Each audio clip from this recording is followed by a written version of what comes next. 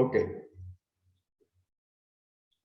Entonces, hoy día es 8 de noviembre del 2021 y vamos a continuar con el curso de física del estado sólido. Estamos en el capítulo de teoría de bandas o estados electrónicos. Vamos a finalizar este capítulo. En realidad, vamos a hacer algo que ya se puede considerar fuera del capítulo. A ver, el primer día que empezamos el curso, ¿cierto? Hace ya varias semanas, dijimos que la primera parte del curso está constituida básicamente por dos conceptos importantes. Primera parte del curso, dos conceptos importantes. Teoría de bandas y fonones, ¿no? Entonces, para aprender física de estado sólido, lo primero que uno debe saber es estos dos temas, teoría de bandas y fonones. Ya hemos hablado bastante de esto. ¿Y cuál es el objetivo final? El objetivo final es comprender, o mejor dicho, explicar las propiedades físicas de los sólidos. ¿Ahí? Por un lado, lo que nosotros queremos es saber explicar las propiedades físicas de los sólidos. Aquí nos referimos a muchas propiedades físicas, desde capacidad calorífica, conductividad térmica, conductividad eléctrica, constante de Hall, permitividad eléctrica, índice de refracción, etc. Todas las propiedades físicas de los sólidos hay que explicarlas y para ello necesitamos conocer teoría de bandas y fonones. Ya estudiamos teoría de bandas y fonones y en la segunda parte del curso vamos a hablar de las propiedades físicas de los sólidos. Sin embargo, en el medio hay dos conceptos. Hay varios conceptos por acá, digamos, conceptos auxiliares, vamos a poner, por decir algo, ¿no? Aquí estamos hoy día. Como por ejemplo, las estadísticas, ¿cierto? Estadísticas. ¿Qué más? Pasar del modelo cuántico de la teoría de bandas a un modelo que se llama modelo semiclásico.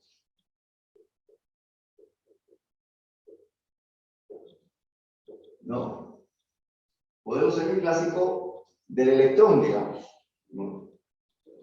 Modelo semiclásico del electrón. Voy a afinar esto que estoy diciendo acá, voy a decirlo más precisamente. Entonces, hay una serie de conceptos auxiliares que es necesario comprender antes de entrar a las propiedades físicas de los sólidos. Ahí vamos, entonces, a estudiar estadísticas y ciertos conceptos que son necesarios para comprender.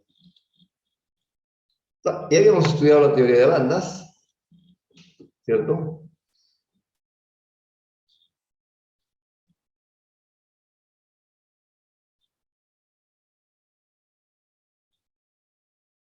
A ver. Allá.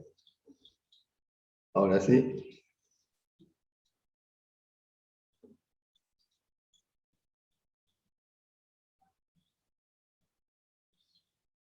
Ya.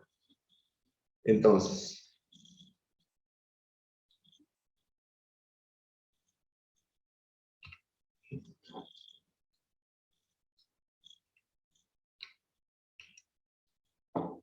No, hemos estudiado la teoría de bandas. Antes de continuar con los conceptos intermedios, decimos que hemos estudiado la teoría de bandas y hemos usado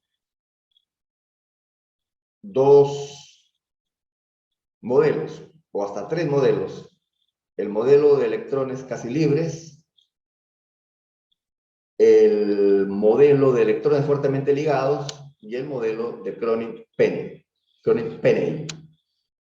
Esos tres modelos, entonces, para explicar las bandas. Y las bandas son algo complicado, así como ven ustedes acá. ¿Cierto? Estas son las bandas que ya explicamos más o menos de lo que se trata, ¿no? Este gamma es un origen, este X es un punto digamos, notable de la primera zona de Briggs. Todos los de acá son puntos notables de la primera zona de Briggs. Y gamma X es una dirección. Entonces aquí estamos graficando E versus K en una cierta dirección, o X versus, ¿está bien? Energía versus K en otra dirección, en diferentes direcciones estamos estudiando nosotros la energía en función del vector de onda. ¿No? Aquí están algunos puntos. De estos puntos, L significa el punto 1, 1, 1, X igual a 0, 0, 1, W 1, 1, 0, etc. Eso ya dijimos. Las bandas son así de complicadas en la realidad. Aquí dice bandas calculadas para el aluminio. Este esquema que está aquí es un diagrama obtenido para las bandas del aluminio. Sin embargo, cuando nosotros vamos a estudiar en general los sólidos, ¿no? Vamos a usar bandas prototipo, no tan complicadas como eso, sino vamos a simplificar. Por ejemplo, si vamos a estudiar metales, para nosotros vamos a decir, la única banda que interesa para estudiar las propiedades de los metales la única banda es esta banda, que se llama banda de conducción. Acá, primero acá. En los metales, la banda que define las propiedades de los sólidos es lo que se llama la banda de conducción. Es decir, los electrones de valencia forman una banda. Y por debajo hay varias bandas. Y por arriba hay más bandas, ¿no? Por energías menores que esta, hay otras bandas. Y por encima también. Pero la que define las propiedades es esta banda, que se llama banda de valencia o también banda de conducción. En los semiconductores, los materiales semiconductores, para explicar las propiedades de los semiconductores, en general, ¿no? De manera, digamos, académica, sin entrar en detalles de metal por metal o semiconductor por semiconductor. Entonces, las bandas importantes son dos, una que se llama banda de valencia y otra que se llama banda de conducción. En los superconductores, también lo que interesa es generalmente una banda, pero aparece una particularidad, que por encima del nivel de Fermi, acá está un nivel de Fermi del metal, en los superconductores, alrededor del nivel de Fermi, hay una banda prohibida también, una bandita chiquitita, diferente de estas bandas de acá de los semiconductores. Estas bandas, generalmente aquí hay un salto de energía de alrededor de 1 electronvoltio. En los superconductores hay una bandita, un salto de energía de 1 milielectronvoltio, una bandita prohibida de algunos milielectronvoltios. ¿No? Estas son, digamos, algunas bandas típicas para determinado tipo de materiales, metales, semiconductores y superconductores. No vamos a ahondar más, salvo que cuando ustedes ya quieran resolver, cuando sean profesionales y les interese estudiar un material en particular, tendrán que hacer cosas como esta, ¿no? Ok.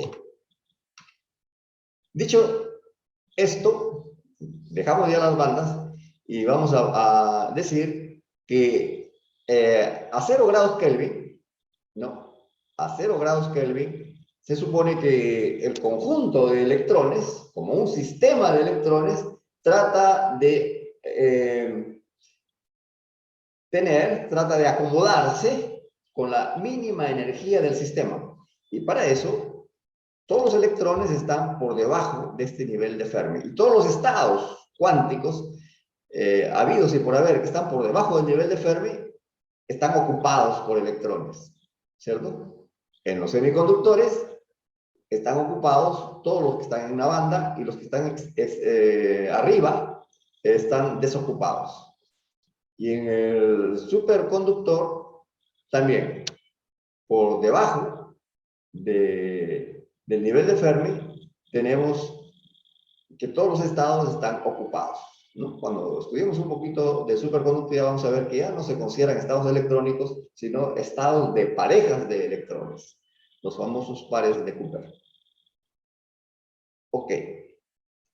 Eso es en el estado fundamental, a 0 grados Kelvin, cuando el sistema trata de ahorrar energía y establecerse con su mínima energía. Eso es, podemos decir es a 0 grados Kelvin. A 0 grados Kelvin, entonces, el metal va a estar con todos sus electrones por debajo del nivel de Fermi.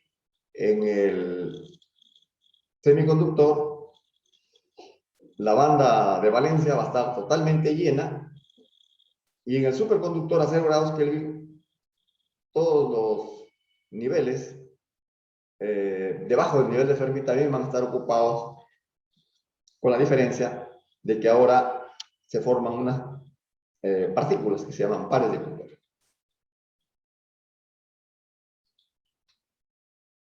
Pero encima de 0 grados Kelvin, para los superconductores, vamos a decir, ya no voy a hablar más de superconductores mejor porque son la particularidad, pero para superconductores no se dice por encima de 0 grados Kelvin, sino por encima de la temperatura crítica, ¿no? Los electrones ya van a estar ocupados de otra manera, siguiendo una ley estadística que se llama la distribución de Fermi-Dirac, ¿cierto? La distribución de los electrones, entonces, dentro de los sólidos, ¿no? Voy a saltar, no tengo que me salto una diapositiva, y después voy a regresar a esa diapositiva. Los electrones en un conductor, en un sólido cristalino en general, los electrones en un sólido cristalino están divididos en estados que tienen una energía E y un vector de onda K, ¿cierto? Pero a 0 grados Kelvin, todos están o en la banda de valencia, en los semiconductores, o están por debajo del nivel de Fermi en los metales. A 0 grados Kelvin. Si hay una temperatura T por encima de 0 grados Kelvin, entonces los estados que tienen una energía E tienen una probabilidad de estar ocupados. Tienen una probabilidad. Esa probabilidad viene dada por lo que se llama la estadística de Fermi-Dirac, ¿no? Que es esta. E a la E menos mu entre K sub T más 1. Donde mu es una constante, ¿no? Es una característica del material, ¿no? Y que también depende de la temperatura, como vamos a ver. Entonces, se llama potencial químico. El mu se llama potencial químico, y en los metales, ¿no? En los metales, este potencial químico coincide con lo que se llama energía de Fermi, ¿no? Que ya hemos hablado bastante de la energía de Fermi. Entonces, esta es la probabilidad de que un estado esté ocupado. O sea, podemos pensar un metal con todos los K posibles, ¿no? Y un metal con todos los K posibles, y cada estado, E versus K, tiene una probabilidad de estar ocupado por esta forma. Y podemos decir, otra manera de verlo, es decir, en cada puntito de la red recíproca, ¿no? Vamos a explicarlo de otra manera. A explicarlo de otra manera.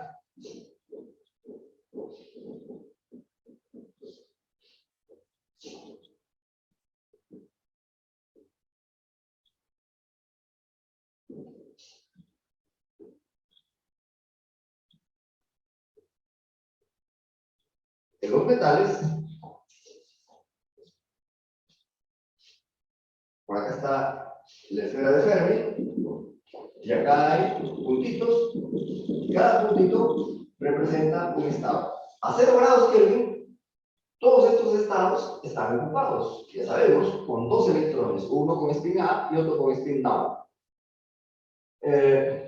Pero, por encima de 0 grados Kelvin, van a ver por acá también estados ocupados, fuera del nivel de Fermi. Fuera del nivel de Fermi. Pueden haber estados ocupados a temperatura diferente de 0, entonces algunos electrones de aquí pueden saltar a niveles de energía más altos. En realidad solamente saltan los que están cerca del nivel de Fermi, saltan por aquí, ¿no? Por acá, etc. Saltan. Y en general, nosotros podemos decir que en cada puntito ahora hay una fracción de electrón. Esa F la puede llamar probabilidad o también puede decir que en cada estado del espacio recíproco, la X, la Y, hay una fracción F sub E de electrón. Una fracción de electrón. A temperatura T diferente de 0, en cada puntito ya no hay un electrón, sino una fracción de electrón. ¿Cierto? Entonces, cuando uno quiere saber cuántos electrones hay en total, o relacionar el número total de electrones, uno dice entre E y E de E, entre E y E más DE, hay todo este número de estados posibles, y en cada estado hay una fracción de electrón, entonces el número total se relaciona con F de E y con G de E por esta forma. Y la energía total es esta integral. E por F de E, G de E. ¿No? A 0 grados Kelvin, esto es 1. Y los integrales, la integral solamente viene entre 0 y E sub F. A 0 grados Kelvin, el F de E es 1. ¿No? Siempre y cuando estemos por debajo del nivel de Fermi. Y es 0 si estamos por encima. Profesor, una consulta. ¿Los límites de integración son de 0 a la energía de Fermi? A 0 grados Kelvin. Ah, A ok. 0 grados Bueno, en, y si no fuera 0. entre los límites de la banda E sub C1, el límite más bajo de la banda y el límite más alto de la banda. Ok, ok.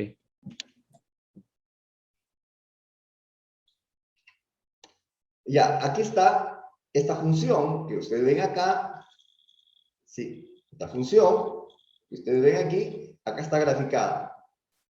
A 0 grados Kelvin es esta función. A 0 grados Kelvin es una función paso, ¿no? O sea, 1 si estamos antes de la energía de Fermi y 0 si estamos después. Y eso lo pueden ver algebraicamente también. Si estamos por debajo de este mu, ya dije, en metales mu es igual a la energía de Fermi. Si estamos por debajo de la energía de Fermi, energías negativas, digamos, no, negativas no, por debajo de la energía de Fermi, entonces este número va a ser negativo, ¿cierto? Y este T es 0. Si estamos a 0 y por debajo de la energía de Fermi, entonces esto va a ser E a la menos infinito. E a la menos infinito es 0.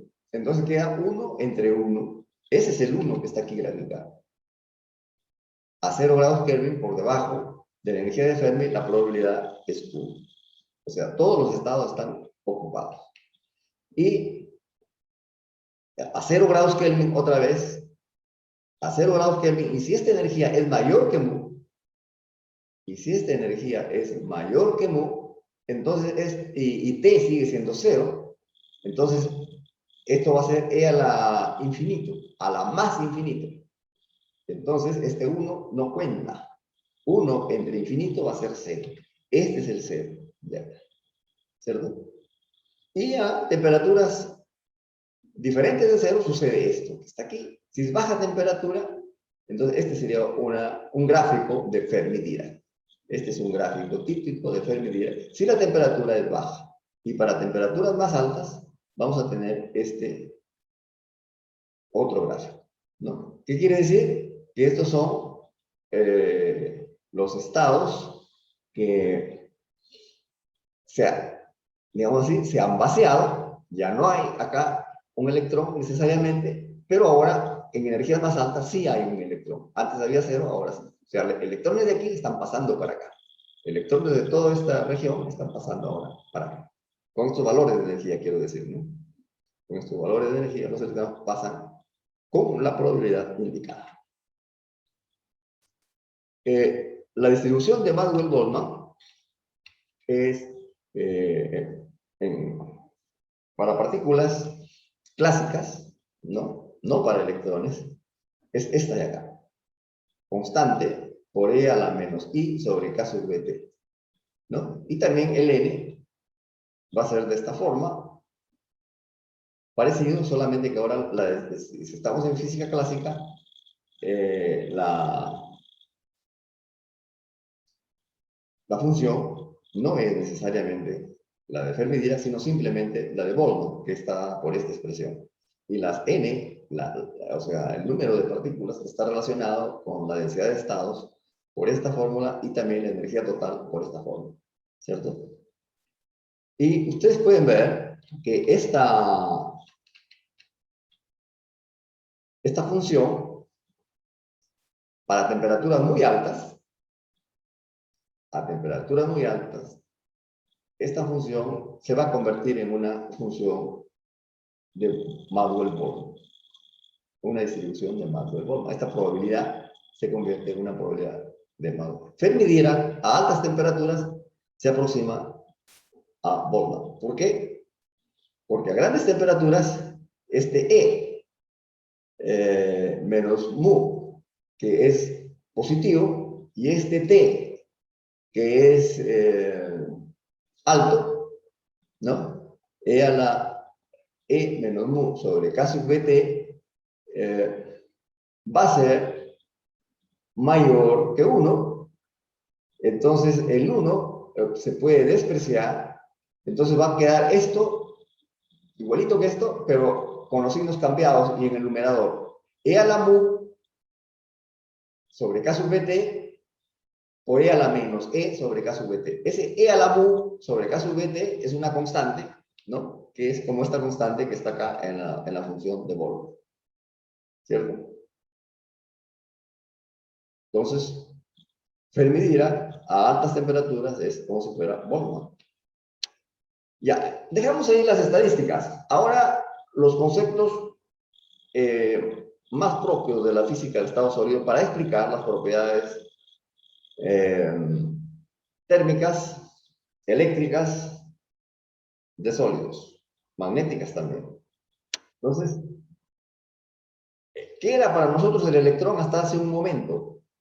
Era una función de onda, un estado cuántico con energía E y vector de onda K, y spin up o spin down, ¿cierto? Ese es un electrón, un estado cuántico. Para explicar la física de los sólidos, las propiedades físicas de los sólidos, es conveniente volver a simplificar y decir, el electrón es partícula también. El electrón también es partícula. Y vamos a definir que un estado con energía E, ¿no? Un estado cuántico con energía E y vector de onda K, ¿no? Y vector de onda K, un electrón, repito, con energía E y vector de onda K, va a comportarse como una partícula cuya velocidad va a ser esta de acá. Velocidad 1 entre h por el gradiente en el espacio K de la energía. O sea, a los electrones los volvemos a considerar como partículas con estas propiedades. Principalmente esta propiedad y esta otra propiedad. Van a satisfacer los electrones la segunda ley de Newton. Una especie de segunda ley de Newton. H barra por K es como si fuera la cantidad de movimiento. Entonces, fuerza es como si el electrón en campos externos, ¿no? Un campo eléctrico, un campo magnético. El electrón va a experimentar fuerzas, y esas fuerzas, no decimos exactamente masa por aceleración, pero derivada del momentum con respecto al tiempo. El momentum ahora es h barra k, constante universal h barra por k, ese es el momentum, y esta es la derivada del momentum. Entonces, esos son básicamente las reglas de transformación de electrones estado EK a electrones partícula, ¿no? El electrón partícula ahora tiene una velocidad cuyo gradiente, cuyo velocidad, el electrón es una partícula cuya velocidad es el gradiente de energía K. Y el sólido está sometido a un campo externo, experimentará una fuerza que viene dada por esta expresión. Y para explicar las propiedades de los sólidos, en cierto rango de energías, ¿no? Cuando los campos aplicados no son tan intensos, ¿no? Ahora vamos a decir qué significan no muy intensos. Para campos eléctricos y campos magnéticos bajos, entonces, el comportamiento de los electrones, se puede decir que los electrones van a permanecer en su banda, o mejor dicho, las propiedades de los sólidos se van a deber a los electrones de una banda y de otra banda por separado. Los electrones de una banda no pasan a otra banda, si los campos son pequeños. Entonces, vamos a decir, o un sólido tiene una sola banda, entonces los electrones nunca van a salir de esa banda y explicamos todas las propiedades de los sólidos con esa banda nada más. Y si el electrón tiene dos bandas o tres bandas, no, perdón, el sólido tiene electrones en dos bandas o tres bandas, entonces vamos a decir, las propiedades de los sólidos se deben a los electrones de la banda 1 más los electrones de la banda 2 más los electrones de la banda 3, sin que estos se mezclen entre sí. O sea, si los campos son suficientemente pequeños, podemos decir que los electrones de diferentes bandas no se mezclan y las propiedades hay que explicarlas como la suma de las contribuciones de una banda más otra banda más otra banda. Esas son tres reglas básicas, digamos, de lo que se llama el modelo semiclásico para la dinámica de los electrones en un cristal, o simplemente dinámica semiclásica de electrones en un cristal. ¿Entendido?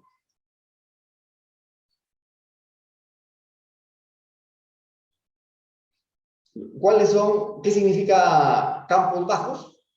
Campos eléctricos bajos significa si este campo eléctrico multiplicado por la carga y multiplicado por la constante de Re de un sólido es mucho menor que el salto de energía, el gap, al cuadrado entre S y F. Eso significa campo eléctrico bajo.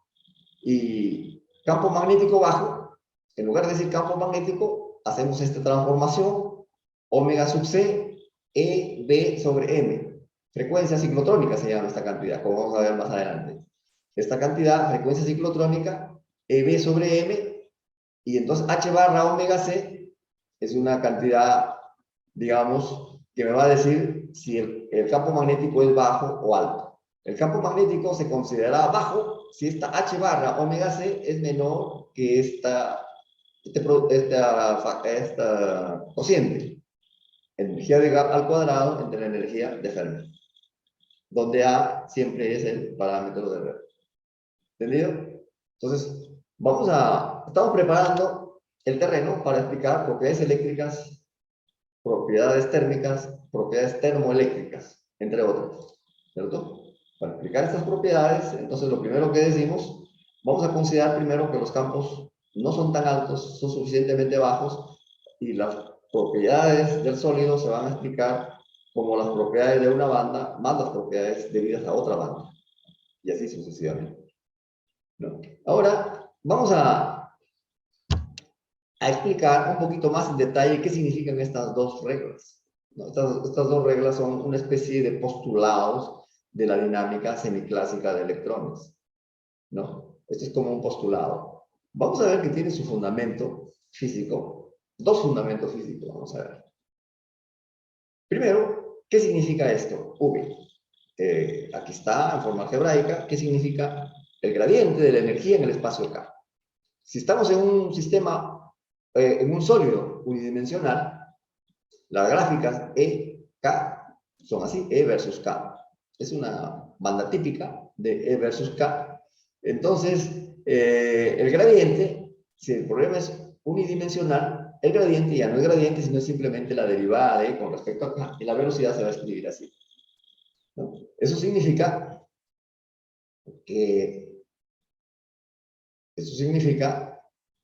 que la derivada de esto es esta función. Entonces, este electrón que está aquí, con momentum K y con energía E, va a tener esta velocidad. Va a tener esta velocidad, ¿cierto? Y este electrón que tiene esta energía E y este vector de onda K va a tener estos valores de velocidad. Estos valores de velocidad. ¿Cierto? Entonces, si decimos así, acá se pueden imaginar otra zona de Brillouin. Se van a imaginar otro dibujo igualito acá a la derecha. Entonces, el electrón está sometido a un campo. No, todavía no está sometido a ningún campo. Aquí no está sometido a ningún campo. El electrón tiene una velocidad v, ¿cierto? Este electrón con E y K tiene esta velocidad v. Otro electrón. Ya, ahora sí, vamos a someterlo a un campo mejor. Si este sólido está sometido a un campo, entonces este estado, este electrón que está aquí, va a obedecer esta ley y va a ir aumentando su momento, porque hay una fuerza, ¿no? Si hay una fuerza sobre el electrón, entonces va a ir cambiando su K. Como va a ir cambiando su K, se va yendo por acá, va a ir por acá, por acá. Entonces el electrón, y va cambiando su velocidad también. Entonces el electrón que va yendo por acá, su K va yendo por acá, su velocidad, por ejemplo, aquí comienza a disminuir, se hace cero, y si consideramos que es periódico esta zona de brillar, acá va a haber otra igualita, entonces el electrón comienza a moverse otra vez, así, aumentando su velocidad, ¿no? Entonces, el electrón comenzaría a oscilar, ¿no? Velocidades, si hay un campo eléctrico, entonces el electrón con su K va cambiando y va teniendo estas velocidades, llega a cero y comienza a moverse en el otro sentido y haciendo este movimiento más o menos periódico. Se llaman oscilaciones de Roche. No voy por ahora a discutir mucho. Simplemente decir que estas son las reglas. A este electrón a este electrón con E y K le corresponde una velocidad V. Ese es en una dimensión, en dos dimensiones o en tres dimensiones, entonces es esta fórmula que hay que aplicar para encontrar la velocidad del electrón. Entonces, como había dicho hace tiempo, E versus K es una función, la energía es una función del vector de onda K, que está en la primera zona de Brillouin, o que está dentro de la esfera de Fermi, o fuera de la superficie de Fermi. Bueno, el electrón, entonces,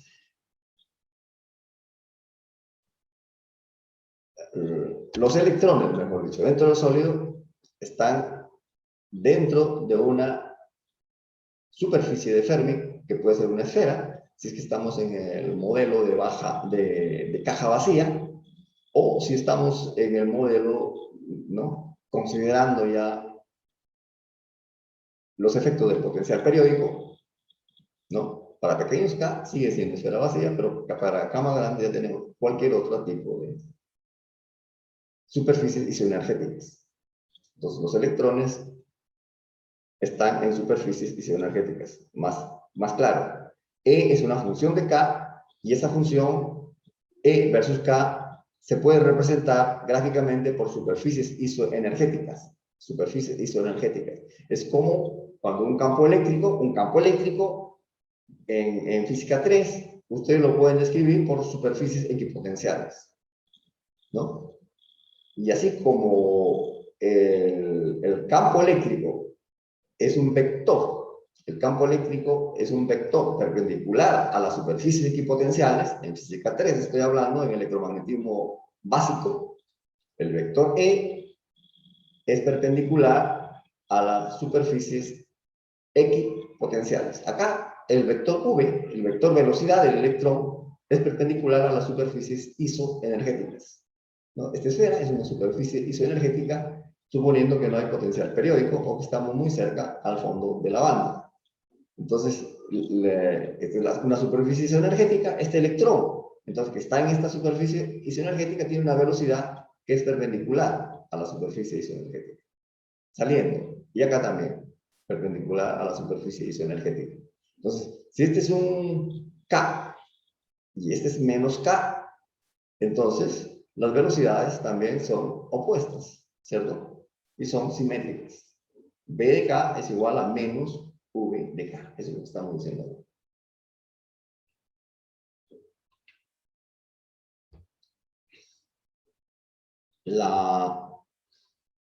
A ver, un ratito. Ya, creo que acá hay algo que decir sobre esto. ¿De dónde sale esto? Esto se puede explicar de dos formas. Esto se puede explicar de dos formas. Uno puede decir, es simplemente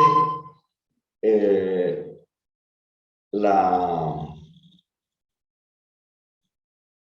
la partícula de Broglie, ¿no? Según de Broglie, una partícula puede ser onda o partícula.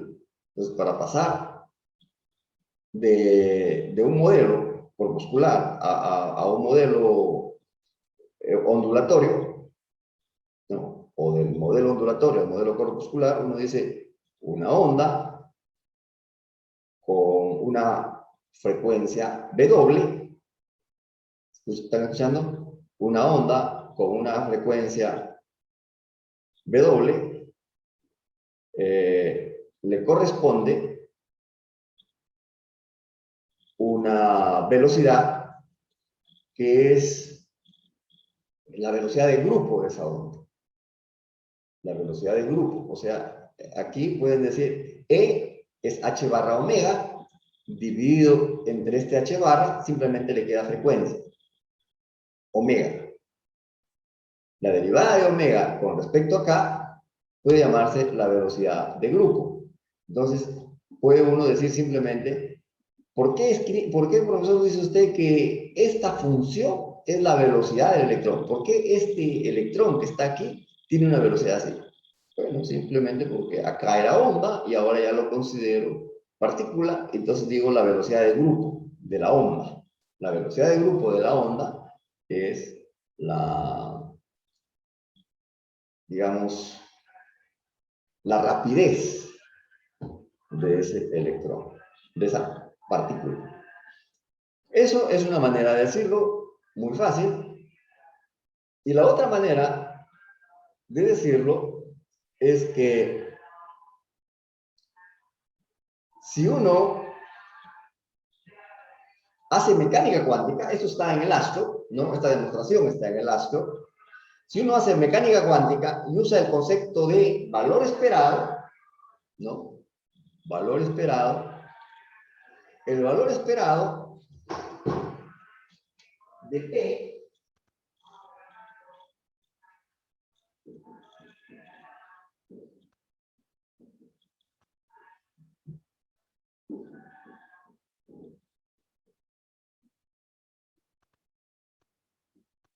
¿no? Uno puede definir B como el valor esperado de P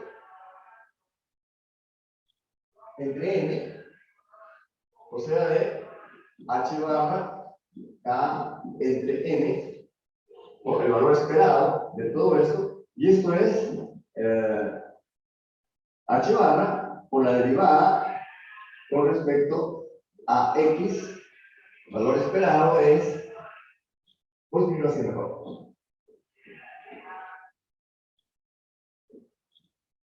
Esto es H barra entre N por I por la derivada con respecto a X. Así. Me quedo sin calculizar. Valor esperado de P entre N, esto es así. Phi, Phi, Phi. ¿Entienden?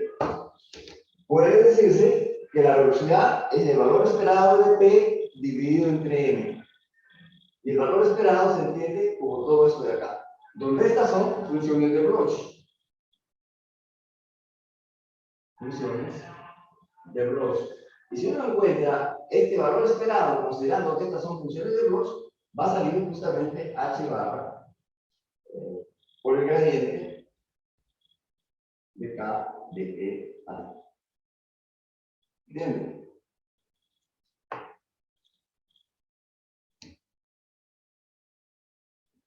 Esa es entonces otra forma de explicar que esto que yo lo di hace un ratito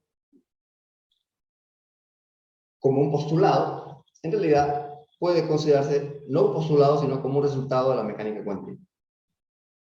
¿Está bien? La velocidad, entonces, para el estudiante o el profesional en física del estado sólido ya no se preocupa de dónde sale este. Ya, esto es mecánica cuántica, pero yo lo uso así nomás, como si fuera un postulado. Y el otro concepto, que es que los electrones obedecen una ley que se parece a la segunda ley de Newton, que es H barra por la derivada de K con respecto al tiempo es igual a la fuerza. Esto es carga por campo eléctrico, es fuerza, ¿no? Esta, en realidad, también puede ser deducible, o sea, no es tan postulado tampoco, ¿no? Sino que uno dice, los electrones, cuando están sometidos a un campo eléctrico, los electrones, cuando están sometidos a un campo eléctrico, van a experimentar una fuerza y van a ir perdiendo energía, ¿no? De esta forma, fuerza punto velocidad. Van a ir perdiendo o ganando energía. Esta es una especie de potencia, ¿cierto? Los electrones van ganando energía o perdiendo energía según esta fuerza por velocidad. Entonces, esto de acá nos va a llevar a que efectivamente significa que, entonces los electrones van a estar moviéndose de acuerdo a una segunda ley de Newton. ¿Cómo pasamos de aquí a acá? Esto es interesante. ¿Cómo se pasa de aquí a acá? Hay dos pasitos bien interesantes. En primer lugar,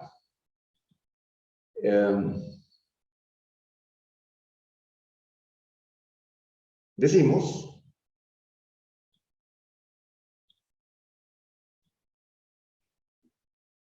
que esta derivada, mejor dicho, este cambio, aquí nomás nos concentramos, en la parte de arriba, es un cambio de energía cuando el electrón pasa de un K a otro K. Es una función, la energía la estamos viendo como una función. Es como una temperatura, que cuando yo voy de un punto a otro punto, la temperatura cambia, ¿no? Entonces, la energía de un electrón que pasa de un K a un K más de K, también va a cambiar. ¿Y cuánto cambia la energía cuando un electrón pasa de K a K más de K? Por ejemplo, pasa de aquí a acá, de esta superficie energética a otra superficie energética. La energía cambia. ¿Y cuánto cambia? Cambia gradiente de temperatura, punto diferencial de posición. En este caso es gradiente de energía punto de K. Este dE es este gradiente punto de K. ¿Cierto? Pero este gradiente ya lo hemos definido como velocidad. Entre este gradiente dividido entre h barra es velocidad. Entonces, divido acá entre h barra y multiplico acá por h barra. Entonces tengo velocidad punto h barra de K de T, que es fuerza. Esa es una manera. Y por otro lado, esta expresión también puede ponerse como derivada de K con respecto a T es E punto esta velocidad que ya la hemos definido como gradiente. O sea, podemos modificar esta expresión de aquí, se puede modificar a esta o se puede modificar a esta de acá. ¿Cierto? Se puede modificar a esta de acá. Y si nosotros igualamos los dos segundos miembros, vamos a encontrar que lo que queda es entonces este EE, está aquí, entre h barra, EE sobre h barra es igual a dk de t. Esto es lo que dice acá, ¿no? EE sobre este h barra pasa por acá y va a ser h barra dk de t es igual a EE. Y esta EE es una fuerza. Entonces, es una manera de, entonces, digamos, justificar esta segunda ley de Newton. ¿Cierto? Es lo mismo, solamente que aquí estoy diciendo que lo que estoy comparando es este término con este término de acá. Y de estos dos términos que están encerrados acá en estos rectángulos, sale esta expresión. Otro concepto importante en física del estado sólido es el concepto de masa efectiva. ¿Qué es masa efectiva? Un electrón se va moviendo dentro de un sólido. El electrón está dentro del sólido. El electrón está dentro del sólido, por aquí se va moviendo, por adentro se va moviendo el electrón.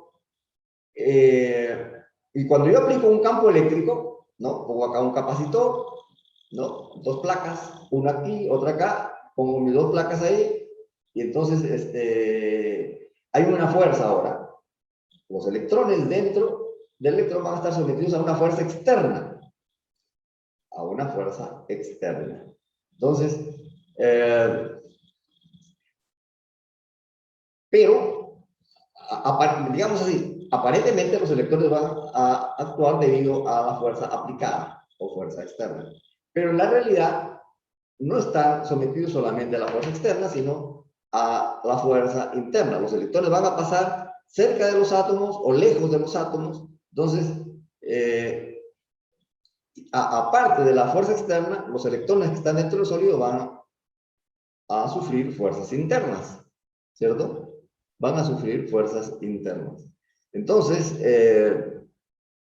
podemos tratar de explicar todo el comportamiento del electrón, los efectos, mejor dicho. Podemos explicar los efectos del campo externo considerando a la partícula como si estuviera libre, ¿no? Como si estuviera en el vacío, pero ya no vamos a decir que esta es la inercia solamente del electrón, sino es una inercia efectiva, que es una inercia que aparte de estar causada por la fuerza externa, también se debe a efectos del interior del sólido, ¿no? Entonces, hay una inercia que se opone, digamos, a las fuerzas aplicadas y hay otra inercia que se debe a las fuerzas naturales que están ahí. Entonces, esa inercia total va a estar dada entonces como una masa efectiva. Una masa efectiva. Entonces vamos a aprender a calcular la masa efectiva de los electrones dentro de un sólido. Pues vamos a ver que los electrones que están por aquí, en el fondo de una banda, van a tener una masa efectiva diferente a los que están por acá, cerca a la frontera de la banda. Entonces, ¿qué es masa efectiva? La masa efectiva, ya les dije, es una inercia total debida a fuerzas internas y a fuerzas externas, pero tratándola de ajustar, digamos, solamente a las fuerzas externas, forzando el modelo para decir que solamente se debe a fuerzas externas. Ok, entonces, ¿cómo definimos el concepto de masa efectiva? Entonces, vamos a suponer entonces que el electrón va a obedecer una fuerza, una ley clásica como fuerza igual a masa por aceleración. El electrón va a sufrir fuerza igual a masa por aceleración. Entonces, la aceleración es definida como en física 1, así, pero ahora, como la velocidad depende de la posición en el espacio K, aquí en los puntitos, la velocidad, entonces hay una regla de la cadena, ¿no? La velocidad depende de K y K depende de la fuerza aplicada según H barra de K de T. Entonces, esta ecuación la vamos a escribir realmente así, que significa que la aceleración es el cambio de velocidad, pero ese cambio de velocidad se debe a que estamos cambiando de posición en el espacio K, ¿no? Ahora, esta V que está aquí, esta V, si estamos en sólidos unidimensionales, es la derivada, esta V es derivada de con respecto a K sobre H barra. Entonces, todo este término ya viene a ser la segunda derivada de con respecto a K sobre H barra, ¿cierto? Entonces, acá, esta misma expresión que está aquí, reemplazo esta V por 1 entre H barra derivada de K, y acá este de K de T lo multiplico por H barra y ya me queda fuerza. Entonces, la misma formulita derivada de B con respecto a T resulta ser esto de acá. Significa que esto es aceleración igual a fuerza sobre masa. Entonces, esto que está aquí viene a ser 1 sobre la masa efectiva. La masa efectiva, ¿no? Aceleración, entonces, es H barra cuadrado entre este H pasa al numerador, H barra cuadrado entre la segunda derivada de con respecto a. La masa efectiva es el inverso de esto que está aquí.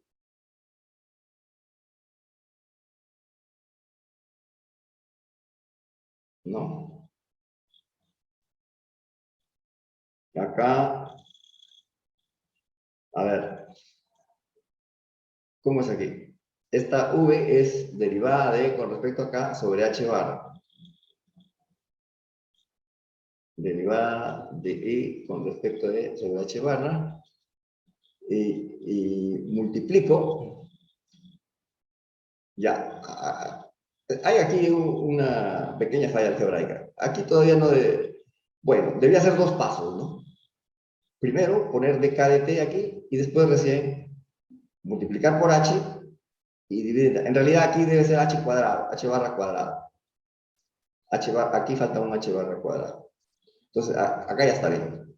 Entonces, ¿está bien? Si los que quieren leer al pie de la letra esto, aquí está h barra, no es h barra, sino es h barra cuadrado.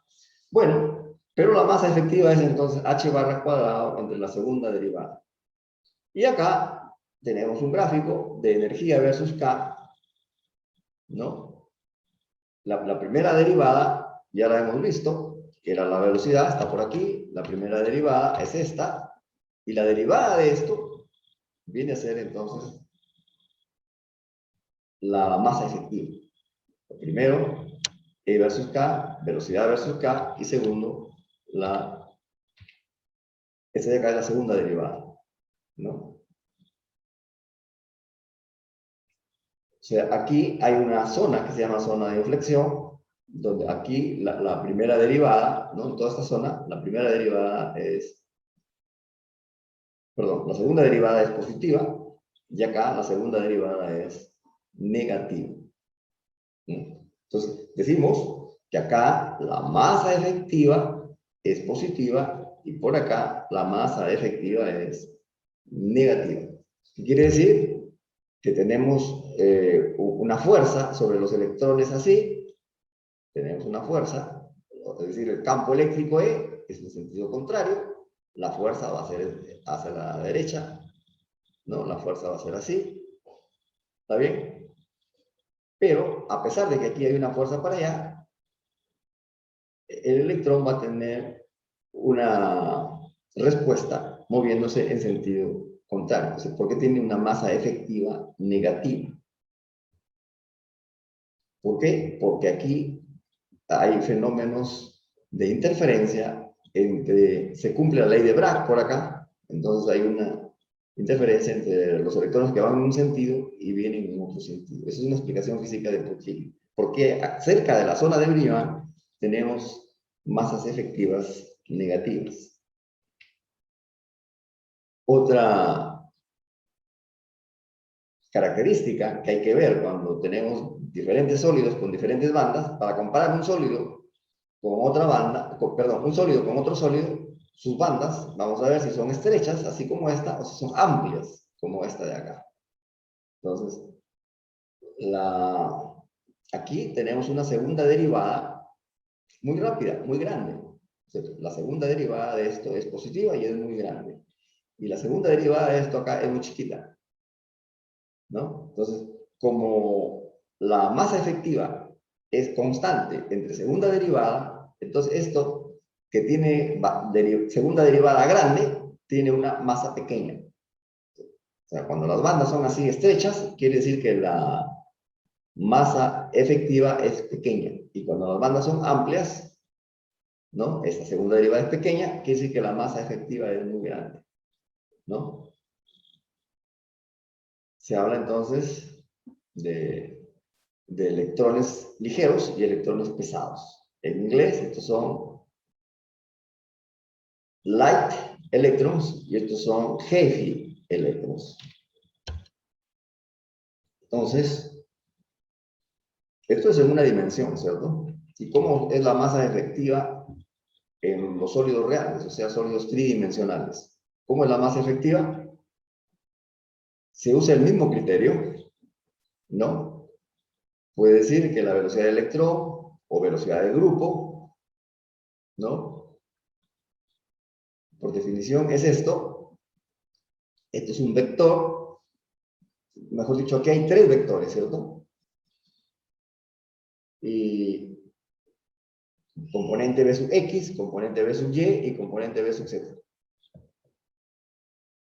¿No? Esta es la velocidad. Esta es la velocidad. Vamos a hablar ahora de la aceleración A sub X.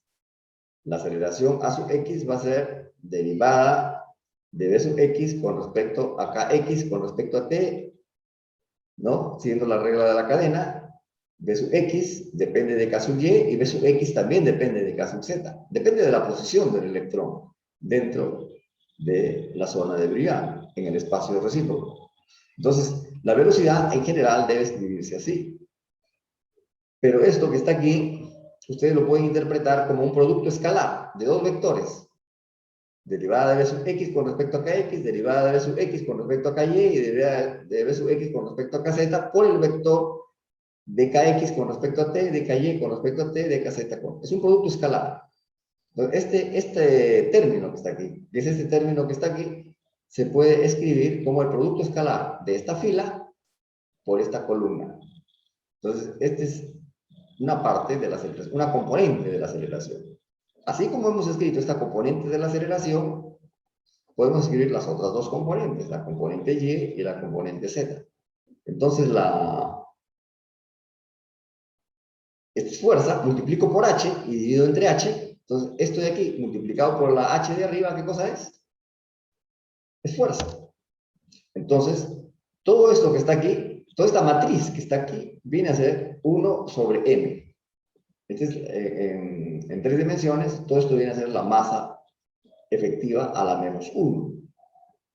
¿Cierto? Pero ahora este b sub x lo puedo escribir como derivada de E con respecto a k sub x. Todas estas, derivada de E con respecto a kx, derivada de E, y me sale este término. Lo mismo acá y acá. Entonces, toda esta matriz que está aquí, entonces viene a ser la masa efectiva en el caso de sólidos tridimensionales, ¿no? Esta es la inversa de la masa efectiva, ¿no? Entonces, me paro aquí un minuto.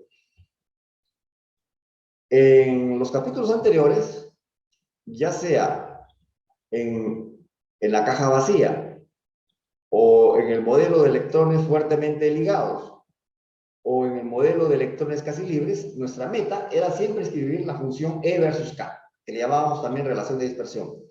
E versus K era nuestra meta. Ahora ya vemos para qué sirve la relación E versus K. Sirve para hallar la masa efectiva del electrón en cada punto.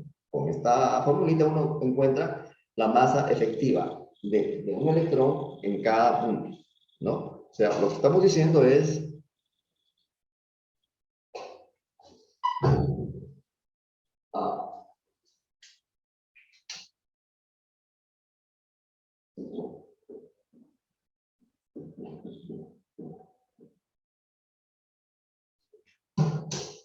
este es un espacio recíproco, Kx, Ky, acá está la primera zona de brillar, por acá hay superficies isoenergéticas, ¿cierto? Entonces acá vamos a tener una velocidad y el electrón va a tener una masa efectiva, ¿cierto? Un electrón por acá tendrá otra velocidad y tendrá también otra masa efectiva, diferente. La masa efectiva de aquí, en general, es diferente de la masa efectiva de acá. Y cerca, ¿no? Hacemos otra superficie isoenergética. En el centro de la zona de brillar está M, tiene unos valores, un tensor, ¿no? Y lejos va a tener otro tensor. ¿No? Para cada K, el electrón tiene una velocidad y una masa para cada K. Entonces, las dos cosas se complementan. En teoría de bandas yo aprendí a escribir la función E versus K y ahora estamos aprendiendo a asignar a un electrón que tiene que tiene una energía y un vector de onda K, a ese electrón le asignamos una velocidad y una masa efectiva, ¿no? A cada electrón le asignamos una velocidad y una masa efectiva según donde se encuentre en el espacio recíproco, dentro de la primera zona de brillo. ¿Estamos bien hasta ahí? ¿Hay preguntas?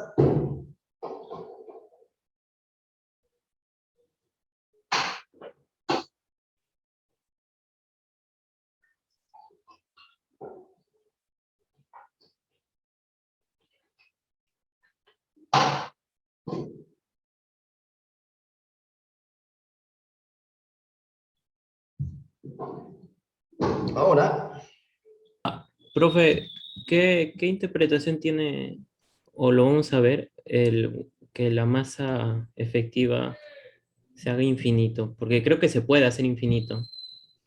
ya, quiere decir, claro, que Porque entendería que es fuerza infinita, o sea, y en un sólido, ¿cómo se interpretaría eso?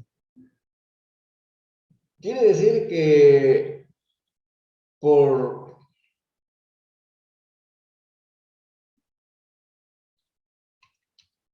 en estos puntos, ¿cierto? Aquí hay una masa. Masa Claro, infinita es indeterminada, ¿cierto? Indeterminada. claro. O sea, el electrón, a ver, el efecto es que es un cambio brusco de solo eso, ¿no? O sea, acá cuando la masa, en este punto la masa efectiva es indeterminada, ¿cierto? ¿Qué tienes aquí? Un máximo de velocidad. Acá tienes si quieres, la derivada de esta velocidad es la masa efectiva, ¿cierto? O sea, la segunda derivada de la energía. Esta es la segunda derivada de la energía, es esta derivada de la velocidad. Y acá es esta de acá. Es algo tan simple como esto. Un punto crítico de la velocidad. Podemos darle esa interpretación. O sea, hay un cambio en el sentido de la velocidad. Pasamos por un máximo, como aquí, o pasamos por un mínimo de velocidad. Solo eso. Ya, claro, por la propia definición, ¿no? Es un Sí. punto crítico, sí. Ajá, ok. Entonces, el concepto importante en física del estado sólido y sobre todo en física de semiconductores es el concepto de hueco. Hueco en física del estado sólido es una partícula, o pseudopartícula, dice aquí, ¿no? Equivalente, ¿no? A todos los electrones que están en esa banda, excepto uno. O sea, suponemos, a ver, el dibujo es este, ¿no? Suponemos que todos los estados ocupados en esta banda, todos los estados de esta banda están ocupados. O sea, está llena. Acá hay 2 electrones, acá hay 2 electrones, 2 electrones, etc. ¿No? Pero suponemos que por algún motivo falta uno. Cuando falta uno, queda un estado vacío. ¿No? Pero quedan n-1 electrones. ¿No? Esos n-1 electrones podemos escribir el momentum total, la masa total, la velocidad neta de esos electrones. Podemos asignarle propiedades a todo el sistema de n-1 electrones. Y esas propiedades, en lugar de decir son las propiedades de n-1 electrones, decimos es la propiedad de una nueva partícula que se llama hueco. O sea, un hueco es equivalente a un sistema de n-1 electrones, donde n es el número total de electrones que hay en una banda cuando está llena.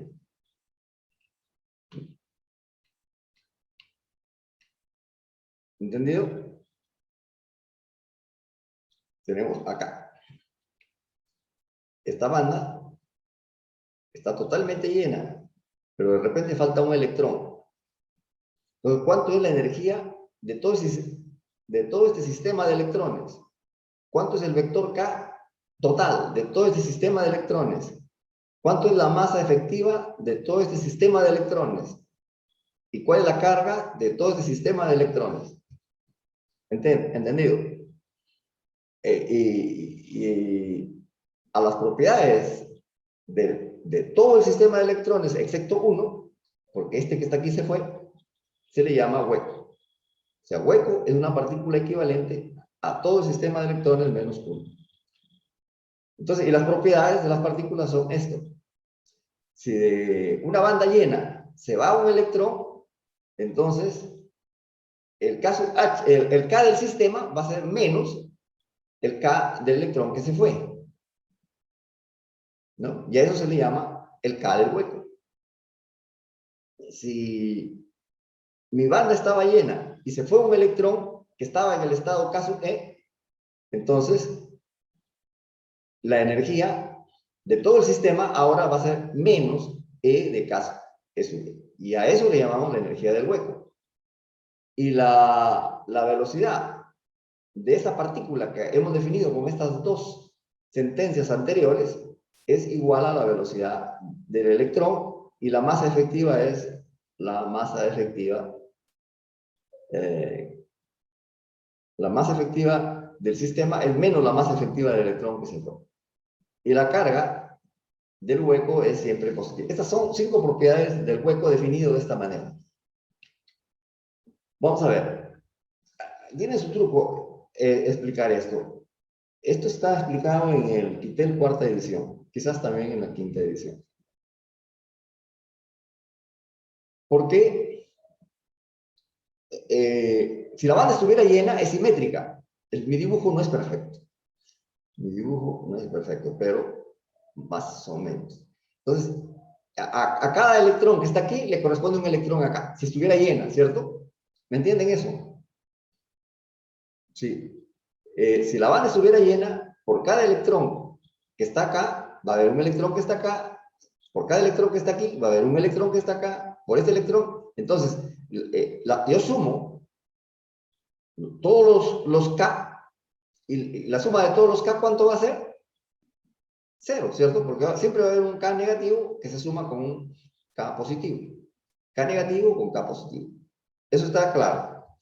Pero si uno de ellos se va, entonces todos tienen su compañero que lo anula, menos este ya queda libre. Entonces puedo decir que si se va este electrón, entonces la energía del sistema va a ser la del que sobrevive, ¿no? Sí. Este tenía K sub E, se va un electrón con K sub E, el que sobrevive es el electrón con menos K sub E. Entonces el sistema va a tener lo que se llama el K del hueco, que es menos K sub E. K del hueco o K del sistema incompleto. ¿Claro? Bueno, eso es facilito. Lo que viene a continuación necesita un poquito más de razonamiento. La energía. La energía del hueco, ¿qué cosa es? Sí, necesitamos entonces aquí elaborar el concepto. Decimos en física, cuando uno habla de energía potencial sobre todo, cuando uno habla de energía, entonces el concepto el número que representa la energía no importa mucho, ¿cierto? Por ejemplo, yo tengo acá esta mota. La energía de esta mota puede ser negativa si estoy hablando respecto al techo, o puede ser positiva si estoy hablando con respecto a la mesa, ¿cierto? Los valores de energía no importan. ¿Qué es lo que importa? Los cambios de energía. No, en física lo que importa son los cambios de energía. Entonces yo puedo, y los cambios dependen del nivel de referencia. Yo puedo tomar entonces nivel de referencia 0. Acá yo sumo las energías de todo esto y digo, esta energía tiene tanto, pero voy a considerar esto como nivel de referencia. Me sale 40 electronvoltios. Para mí, de ahora en adelante, los 40 electronvoltios son 0. Es mi nuevo sistema de referencia, ¿cierto? Entonces, si este electrón que está aquí se fue, entonces pierde esta energía. El sistema entonces va a tener ese 0 menos esta energía, ¿cierto?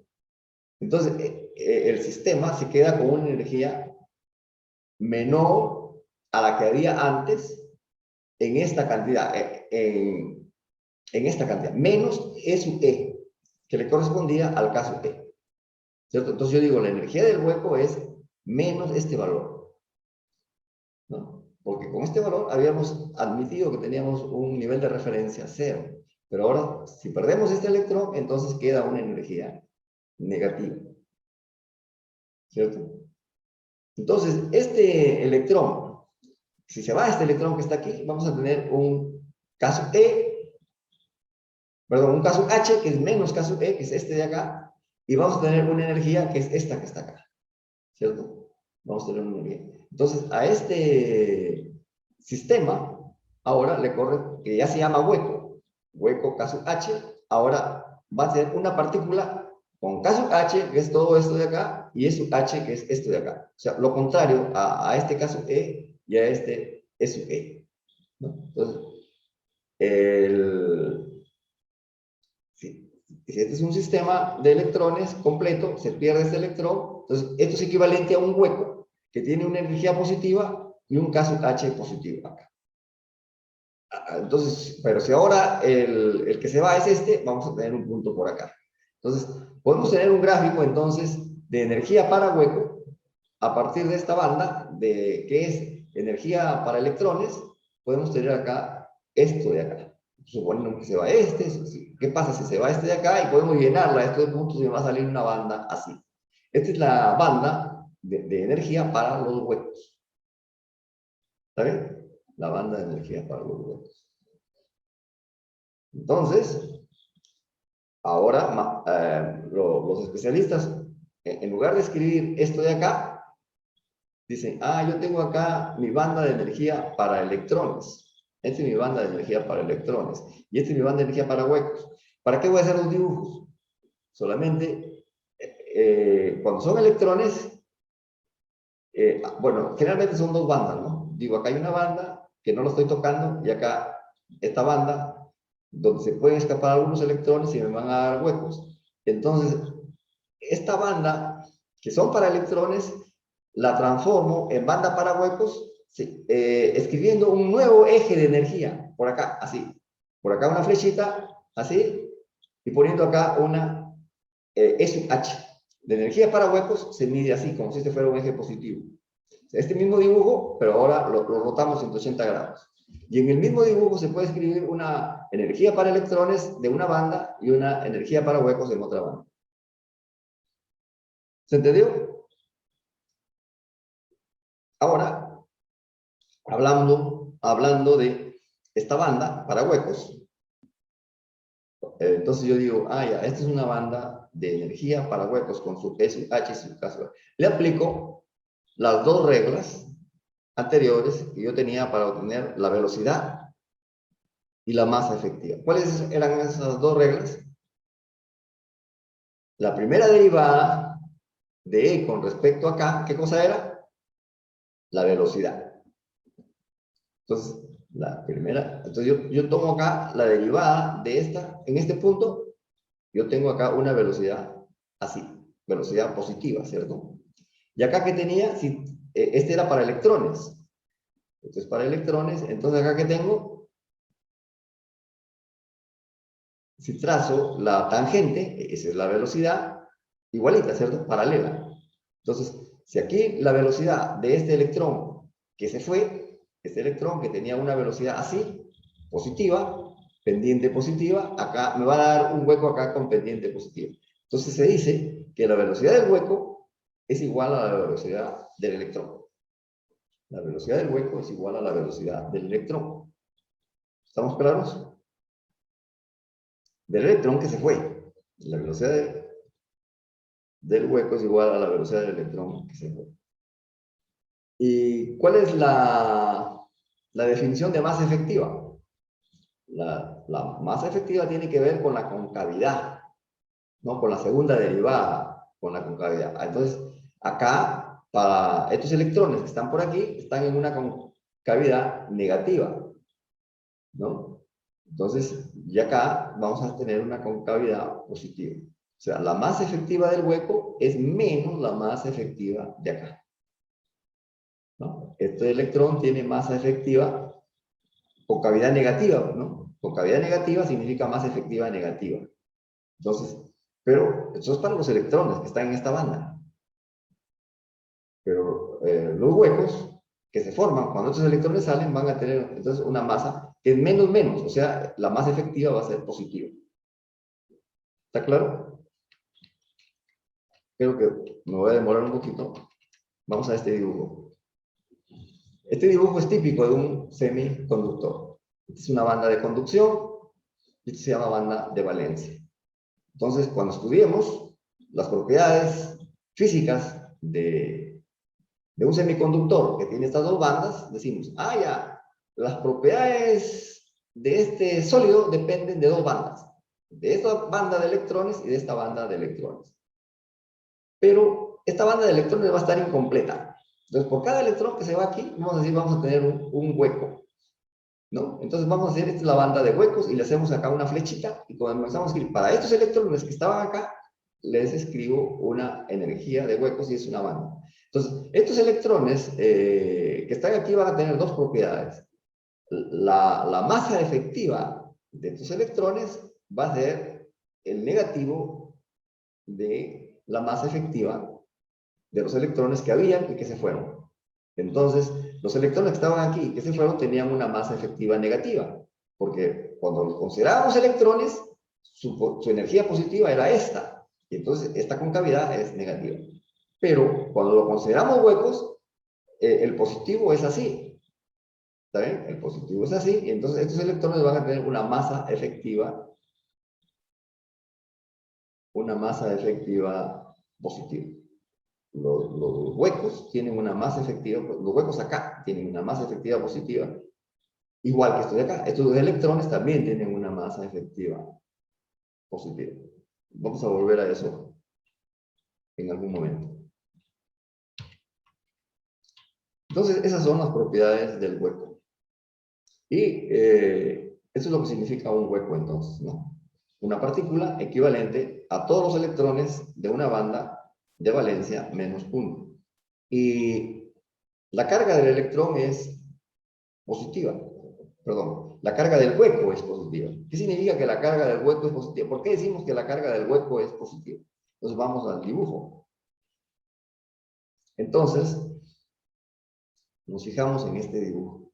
Los electrones tienen, todos estos puntitos rojos son electrones. Todos estos puntitos rojos son electrones. Y si ponemos un campo eléctrico así, los electrones van a ir en sentido negativo acá. Su K va a ir para acá, ¿cierto? Si el electrón va a ir, su delta K, mejor dicho, todos van a experimentar un delta K en sentido opuesto a este campo eléctrico. O sea, este electrón que está aquí va a bajar, y este electrón que está aquí va a bajar, este electrón que está aquí va a bajar, ¿cierto? Este electrón que está aquí va a subir, por supuesto, ¿no? Este electrón que está aquí va a subir, ¿no? Porque su K va a cambiar, su K va a ir de aquí a acá, el delta K. Entonces, pero si hay un electrón que se ha ido, o sea, hay un hueco como este, si este electrón se ha ido, entonces, cuando este electrón se va para allá, este de aquí, se va para allá, viene otro y lo reemplaza. Este de aquí se va para allá, viene otro y lo reemplaza. Este electrón viene para acá, viene otro y lo reemplaza. Pero como aquí no había nada, nadie reemplaza a este de acá. Este electrón, donde no había nada, le tocaba irse para acá. Entonces, este lo llenó aquí, pero dejó vacío este de acá. Entonces, este estado vacío, este pasa de aquí a acá. Es decir, es como si este hueco que estaba aquí, ahora ya no es este hueco, sino es este de acá. ¿Cierto? En este dibujo es, entonces, este hueco va a moverse de aquí a acá, ¿no? Este hueco va a moverse de aquí a acá. ¿Qué quiere decir? Que con un campo eléctrico así, el hueco se mueve aumentando su KH. El hueco se mueve yéndose en la misma dirección del campo eléctrico. Entonces, como si fuera una carga positiva. Por eso se dice entonces que el hueco tiene una carga positiva. ¿Está claro?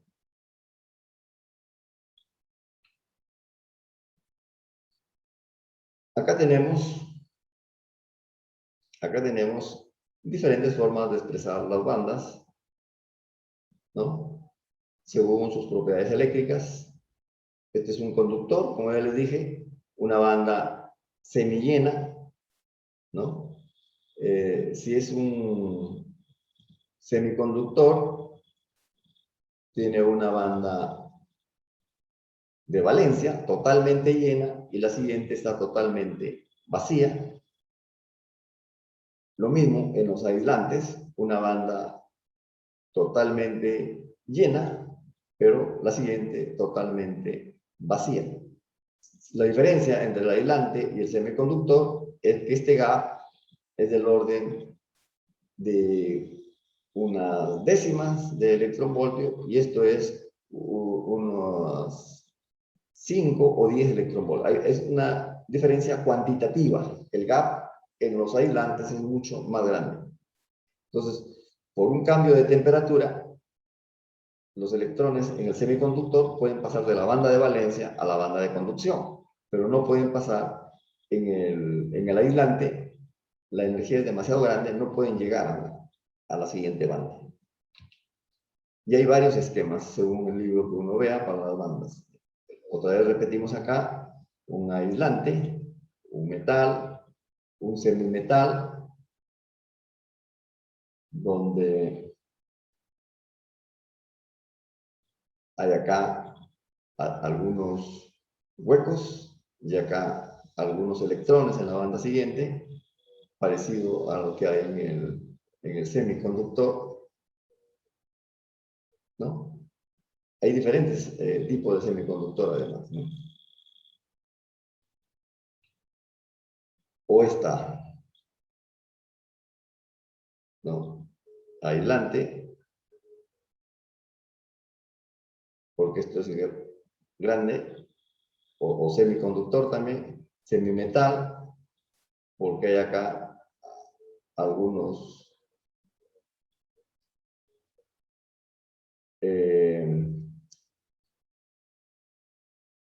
huecos y acá algunos electrones, ¿no?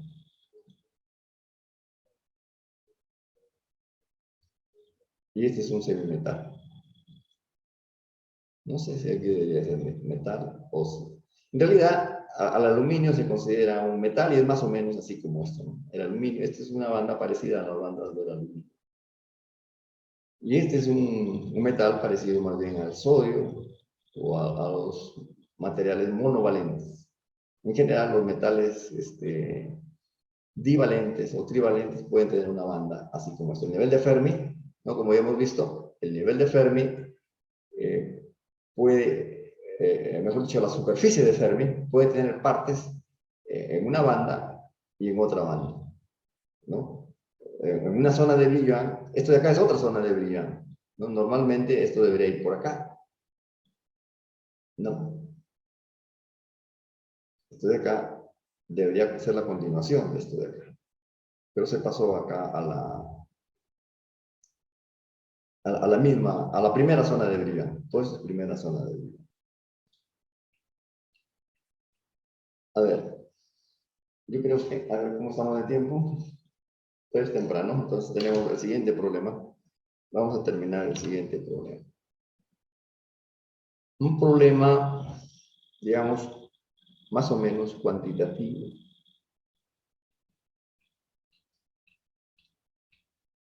Sí. Ah, ya. Vamos a...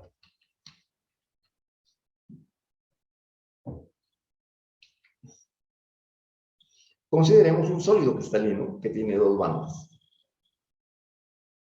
Típico semiconductor. Sólido cristalino con dos bandas. Puede ser metal también, pero vamos a hablar como si tratara de un semiconductor.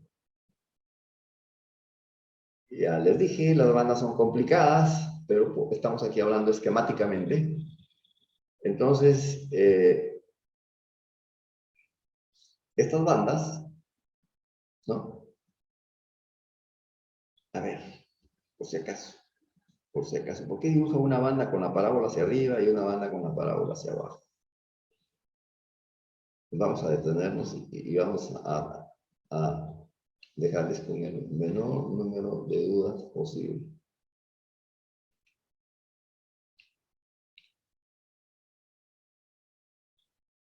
Ya.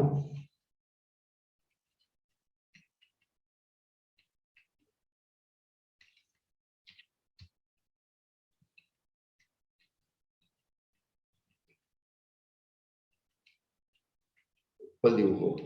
Creo que, ¿cuál dibujo me ayuda más? Este es el dibujo, ¿no? Acá tienen una banda, ¿cierto? Acá tienen otra banda. Le sale la parábola para abajo, ¿cierto? Pero si ustedes hacen la representación en, ¿cómo se dice esto? En una esquema de zona reducida, este es esquema de zona reducida, y este es un esquema de zona, ¿cómo se llama esto? Zona extendida, acá estaban los nombres. Vamos a ir desde el principio. zona reducida y esta es zona extendida. Entonces, las bandas se pueden representar en zona extendida o en zona reducida. Entonces, vamos a ver. Esta es una zona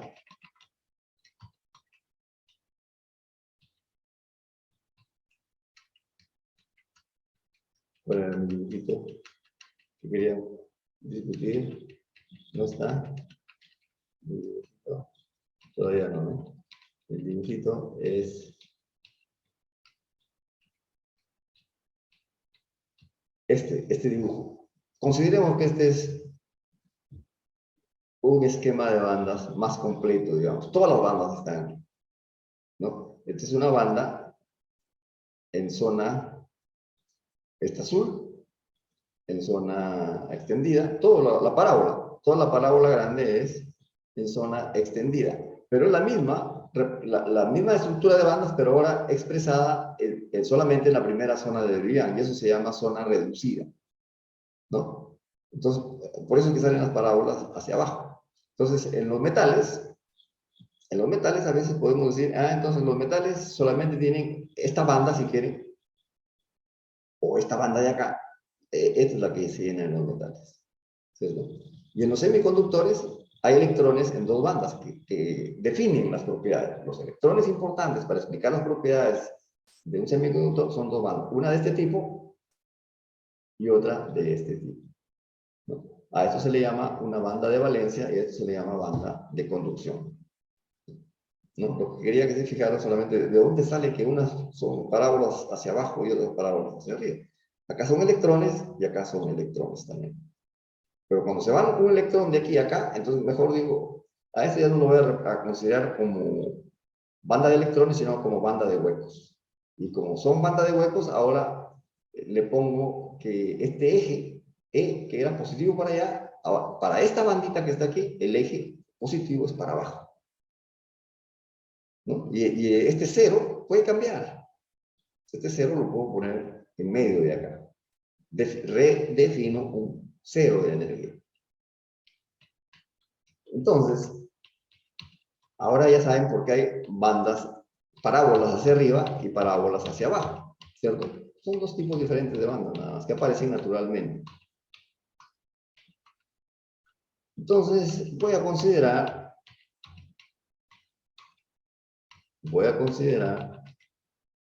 que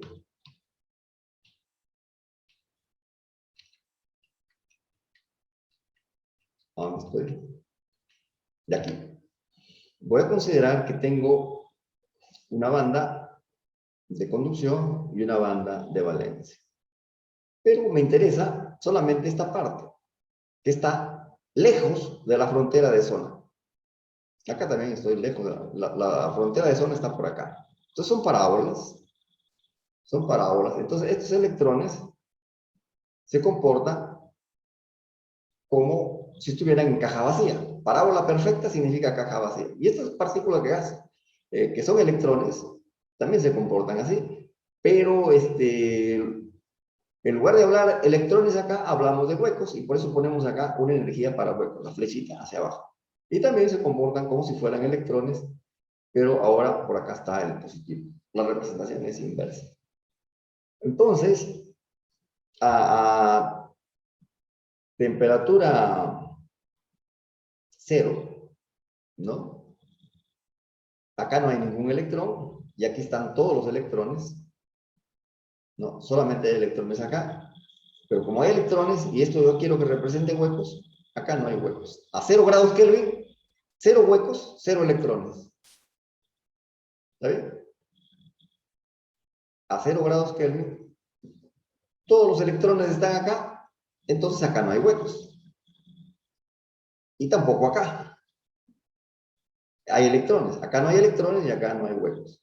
Pero a temperatura igual a 100 grados Kelvin, ya tenemos algunos electrones que se fueron acá, entonces aquí vamos a tener electrones. Y acá, como se fueron electrones, acá quedan huecos. Acá vamos a tener entonces huecos y acá electrones. Entonces el problema que vamos a ver es calcular en función de la temperatura la población de electrones aquí y la población de huecos acá. Dar una formulita. en función de los parámetros del material, ¿no? Y de la temperatura. ¿Cuántos electrones hay acá a una temperatura determinada y cuántos huecos hay acá a una temperatura determinada? Ese es un ejercicio importante, calcular las poblaciones. Entonces, para eso, damos una representación algebraica a esta curva. Decimos el cero de energía lo vamos a redefinir. Cero de energía está aquí en el tope de la banda de valencia. Y a este salto de aquí se le llama un gap. El gap de energía es un G. Entonces, esto de acá es como si fuera electrones en una caja vacía, H barra cuadrado, K cuadrado, entre 2 veces M sub E. Pero, como está desplazado el cero, le sumamos el E sub G. Y esta banda de huecos, ahora la energía para los huecos es así, y vamos a suponer que es H barra cuadrado, K cuadrado sobre 2 veces la masa del hueco. ¿Está bien? Entonces, como se parece bastante a la caja vacía, usamos las mismas reglas de la caja vacía para definir la densidad de estados. La densidad de estados. ¿Qué cosa era la densidad de estados en caja vacía? Era ver entre la esfera K y K más de K, o si no, entre la esfera E y E más de E, entre dos esferas consecutivas, calcular ese volumen y dividirlo entre el volumen de los paralelepípedos, ¿no? Y así se hace un proceso que nos da, vamos a regresar rápido, esta densidad de estados, ¿cierto? ¿Se acuerdan de la densidad de estados que ya hemos calculado?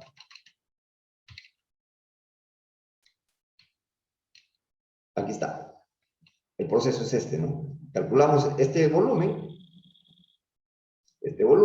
entre el volumen de estos paralelepípedos y eso me da el número de puntos o el número de paralelepípedos, que es lo mismo, y lo multiplico por 2 por el spin up, spin down, entonces me sale cuántos estados hay entre E y E más de E. Y de ahí nace la densidad de estados, que es E menos, ¿no? Toda esta constante multiplicada por E a la 1 medio. Multiplicada por E a la 1. Mírenla bien. Y ahora regresamos a donde estábamos. Regresamos acá. Antes había una sola banda, porque estábamos en caja vacía, pero ahora tenemos dos bandas. Y entonces aplicamos 2 veces el mismo razonamiento, ¿no?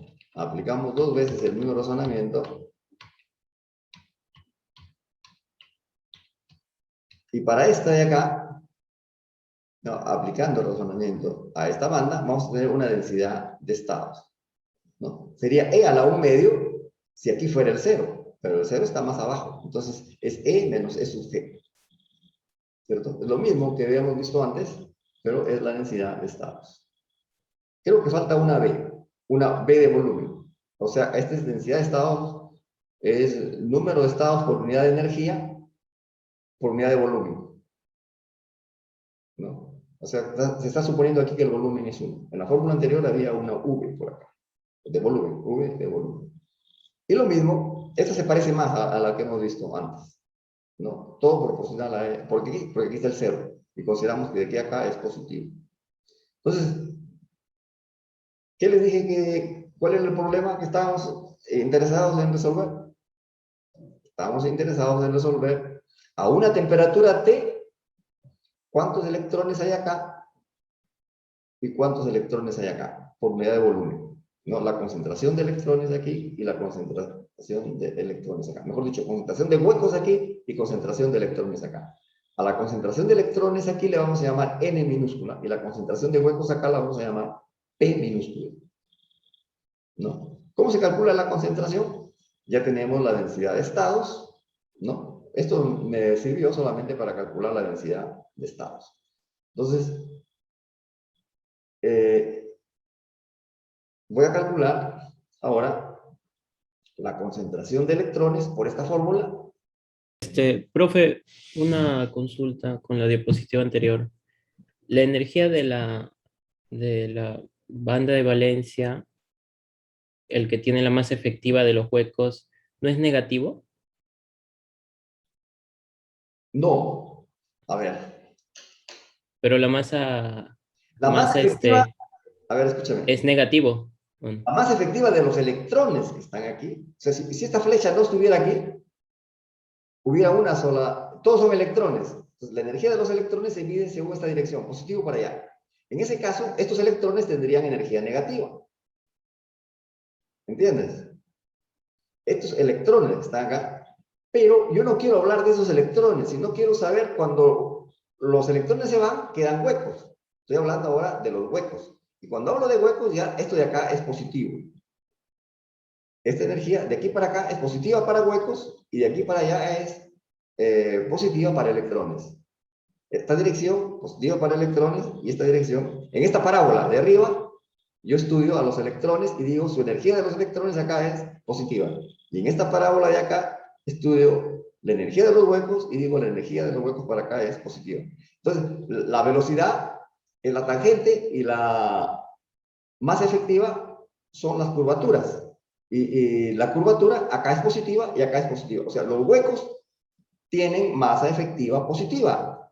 Y los electrones también acá, en esta banda, los electrones tienen masa efectiva positiva. Los huecos que estaban aquí, pero que ya no estaban porque ya se fueron y dejaron huecos, los electrones que estaban aquí tenían masa efectiva negativa.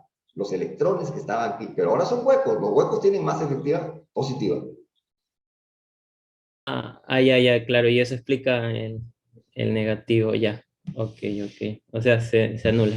Entiendo. Estoy hablando de huecos aquí y de electrones acá. Ok, Claro, y justo, bueno, para agregar los huecos, son los que tienen la masa efectiva positiva. Ya, ahora ya sí. claro, quedó. Ujú, sí quedó. Ok, entonces, eh, y ahora, ¿cómo calculo la... Estoy hablando acá con estas fórmulas, estoy hablando que considero una unidad de un volumen. Mejor dicho, que el volumen es 1, ¿no? Porque aquí normalmente aparece un volumen. Cuando estudiamos caja vacía poníamos acá una B de volumen. Pero ahora estoy poniendo 1, quiero decir que estoy suponiendo que mi muestra tiene un volumen unidad, ya sea un centímetro cúbico o un metro cúbico. ¿Ya?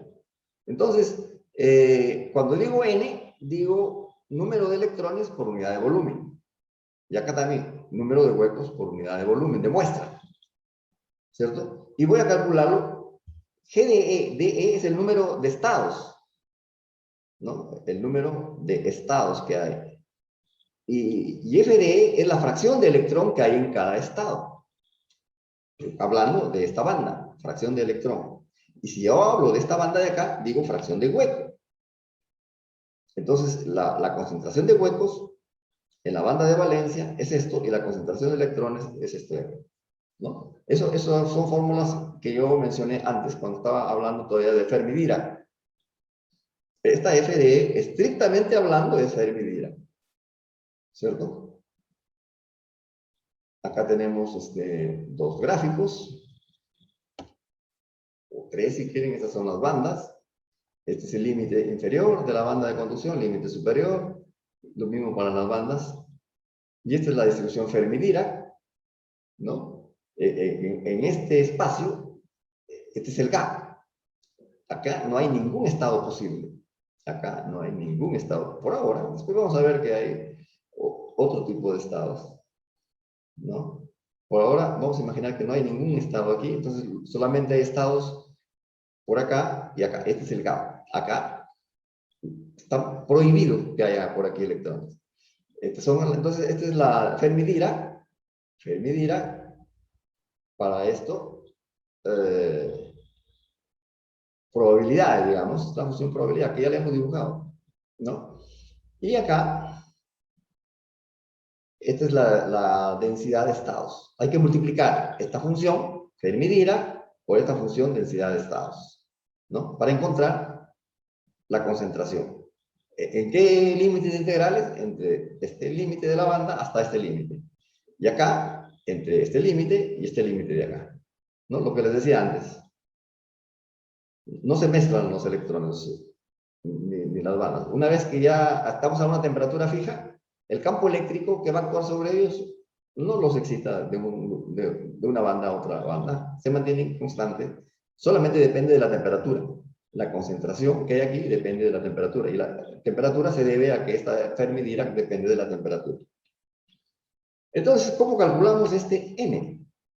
Entonces hay que poner la densidad de estados, ¿no? Que ya la tenemos por aquí. Esta es E menos D sub G a la U medio por una constante, por la Fermi-Dirac, que es 1, ¿no? Fermi-Dirac, que ya la tienen por allá. Pero miren lo que pasa aquí. En este cálculo, acá tienen un término que se parece a Boltzmann. En realidad es Boltzmann, este término de acá. Y este de acá sí es E menos D sub G a la U medio, que es lo que yo les decía, la densidad de estado, ¿cierto? O sea, es F de E, G de E, esta debería ser Fermi-Dirac, pero ahorita he puesto Boltzmann nomás. Y G de E sí sigue siendo E menos D sub G a la U medio. O sea, esta es la integral para calcular N entre una banda y otra banda. O sea, debería decir entre S sub C1 y E sub C2. E sub C1. Pero E sub C1, aquí, como este 0, E sub C1 es lo mismo que E sub G. Y E sub C2 debería decirse aquí. Pero estoy haciendo la aproximación de que entre E sub C1 y E sub C2 sobra un poquito. Cuando digo de 0 a infinito, sobran estos que están aquí y lo pusieron un error. Entonces prefiero calcular la integral, se calcula más fácilmente si integro de 0 a infinito. Mejor la calculo de 0 a infinito y hace que cometí un error, pero es indiferente. Por eso es que integro de E sub C1 a infinito.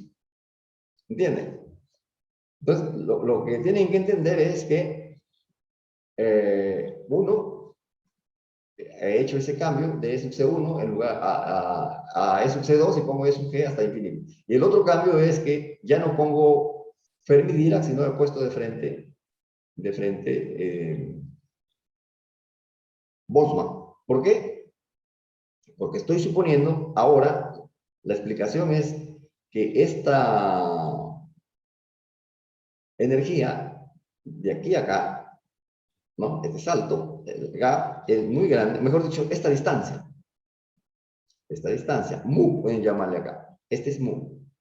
Esta distancia de aquí a acá es muy grande comparada con K sub Bt. K sub Bt a temperatura ambiente es, a temperatura ambiente, o sea, la constante de Boltzmann, que es 1.36 por 10 a la menos 23 Joule segundo, esa es la constante de Boltzmann, por 300 grados Kelvin, ¿no? Me sale 1 sobre 40 electronvoltios, o sea, 25 milielectronvoltios. K sub Bt es 25 milielectronvoltios. Y esta, vamos a ver dónde está Boltzmann, acá está Boltzmann. Perdón, Fermi-Dirac. Este denominador es 25 milielectronvoltios. Y esto de acá es medio energía del gap. El gap de energía es típicamente 1 electronvoltio. O sea, 1000 milielectronvoltios. ¿Cierto? Ese es el gap. Pero como estamos hablando de la mitad del gap, entonces aquí hay 500 milielectronvoltios. Y acá hay 25 milielectronvoltios. ¿Entienden? 500 entre 25, ¿cuánto sale? 20. E a la 20, en millones no lo pueden contar ustedes, es un montón. Y E a la 20 más 1 sigue siendo un montón. O sea, este 1 ya no juega. Entonces, por eso, cuando estamos hablando de que esta cantidad es muy grande comparada con esta cantidad, entonces despreciamos este 1 y lo que sale es E a la mu sobre K sub Bt o E a la E sub F, en lugar de mu pueden decir E sub F, K sub Bt, por E a la menos E sobre K sub Bt. Eso es lo que están viendo acá ustedes. Eso es lo que están viendo ustedes acá.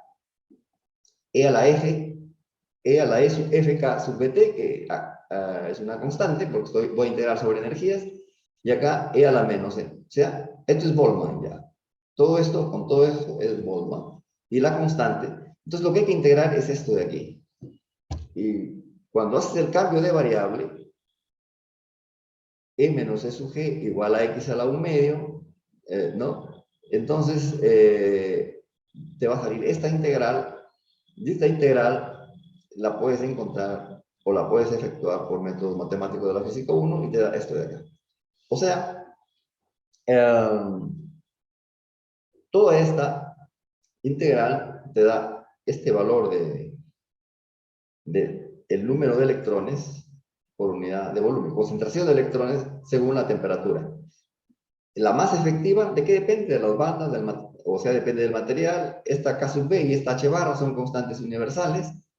Esta E sub F es una constante del material y E sub G es... O sea, depende de las propiedades del material y de la temperatura. Pues, para cada material tú tienes tu E sub G, su energía de Fermi, su masa efectiva, y las constantes H barra y K sub B son constantes universales. Entonces, repito, aquí tienes la concentración versus la temperatura. Y en forma parecida para los huecos. Para los huecos, también la Fermi-Dirac, la densidad de estados, y te sale esta fórmula. Diferentes formas, ¿no? Pero se puede explicar estos dos cálculos, P y N. Esto es la única, digamos, condición que yo he puesto para hacer esta aproximación es que el E menos mu o E menos E sub F, o sea, este pedacito que está aquí de banda, este es E, este segmentito es E menos E sub F, sea mucho, mucho mayor que K sub Bt. ¿Cierto? Si se cumple esa condición, tú tienes estos dos resultados, para concentración de electrones y para concentración de huecos, por separado. Ahora, en física de semiconductores, tú distingues dos tipos de materiales, dos tipos de semiconductores, los semiconductores tipo P y los tipo N. Si el material es tipo N, perdón, si el material es intrínseco, dos materiales, intrínseco y extrínseco. ¿Qué significa intrínseco? Que N es igual a P. Si N es igual a P, entonces tú puedes igualar toda esta expresión a toda esta expresión. Aquí está, ¿no? De aquí hasta acá y de aquí hasta acá. Y después simplificas y puedes obtener esta expresión. Tú vas a encontrar que el E sub F depende, el E sub F es la mitad del gap y depende de la temperatura y del logaritmo de N sub H entre N sub E. ¿No? Si llegas a esta expresión, que está acá, esta N y esta P, entonces tú puedes llegar a esta expresión primero, que te da la energía de Fermi dependiendo de la temperatura, la mu, si quieres, se llama potencial electroquímico. El potencial electroquímico depende de la temperatura, por un lado. Y por otro lado, tú multiplicas este N por este P, este N por este P, y le sacas la raíz cuadrada, ¿no? Multiplica esto por esto, entonces te desaparece la energía de Fermi, ¿cierto? Multiplicas N por P, te desaparece este término que contiene la energía de Fermi, y le sacas la raíz cuadrada. Si el material es intrínseco, N tiene que ser igual a P. Y a las dos, o a cualquiera de ellas, le llamas concentración intrínseca, y que ahora en adelante se va a llamar N sub I. Te lo multiplicas N por P, le sacas la raíz cuadrada, y eso es la concentración intrínseca. ¿No? Y la concentración intrínseca depende de la temperatura, de esta forma. Y aquí hay un gráfico. Este de aquí es un gráfico de esta función, pero en escala logarítmica. Es como si aquí dijeras el logaritmo de N sub I. El logaritmo de N sub I, y depende de la temperatura, pero más elegante es representar ese logaritmo versus 1 sobre temperatura. Cuando tomas el logaritmo de esto, en los dos términos, en los dos lados vas a tomar el logaritmo, esto te sale constante entre K sub BT. Entonces, ¿qué te va a salir? En escala semilogarítmica, n sub i versus 1 sobre t te da esta recta. La pendiente de esta recta te permite deducir el gap de ese semiconductor intrínseco. Bueno, me ganó el tiempo, ahí nos quedamos, nos vemos. Hoy día es lunes, nos vemos pasado mañana. ¿Ok?